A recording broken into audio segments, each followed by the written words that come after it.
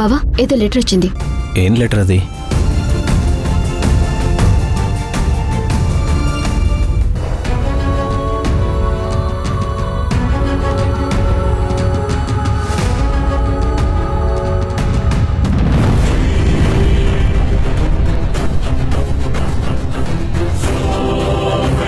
అక్క వస్తున్నాన్రా.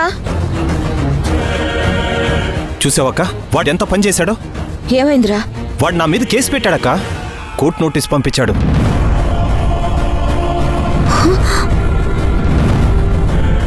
రే, వాడు నీ మీద కేసు పెట్టడం ఏంట్రా? అవును, ఇదిగో ఆస్తిలో నాకు బాగా ఉంది, నువ్వెలా తాకట్టు పెట్టుకుంటావని నోటీస్ పంపించాడు. వాడికి నా మీద ఎక్కడా లేని ప్రేమ అది ఇదేని పెద్ద గొడవ చేశారుగా. ఇది వాడు అసలు రూపం. తాకట్టు పెడుతున్నారని కానీ ఇంటికొచ్చాడు, హోటల్కొచ్చాడు. చివరికి వాడి మాట వినలేదు కాబట్టి కోర్టుకెక్కాడు. ఇప్పుడు కోర్టుకెళ్ళాడంటే ఎలా బావా? ఏముంది, వాడు కేసు గెలిస్తే పెట్టిన కాగితాలు వెనక్కి తీసుకోవాలి, వాళ్ళ డబ్బులు వాళ్ళకి వెనక్కిచ్చేయాలి. బావా ఏదీ లేవు.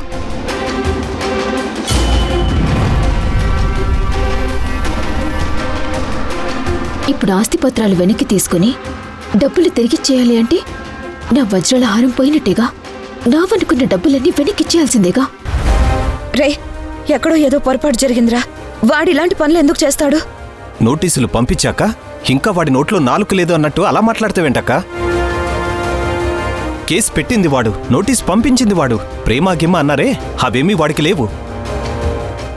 వాడికున్న ప్రేమల్లా ఒక్కదాని మీదే, అది ఈ ఆస్తి మీద. అలా ఎలా కేసు పెడతాడ్రా? ఒకవేళ నిజంగానే కేసు పెట్టుంటే నువ్వు కాదు, చెడామడా నేను కొట్టి వాడితో మాట్లాడతాన్రా. నేను చెప్తే విన్నోడు మీరు చెప్తే వింటాడా? విని తీరాలి. ఏ సొంత అన్నయ్యని కోర్టుకి ఇచ్చి ఇంటి పరువుని ఏం చేద్దామనుకుంటున్నాడ్రా వాడు? ఇన్ని రోజులు ఏదో మంచి బిడ్డ కదా అని మౌనంగా ఉంటే మమ్మల్ని కాదని కోర్టు వరకు వెళ్తాడా?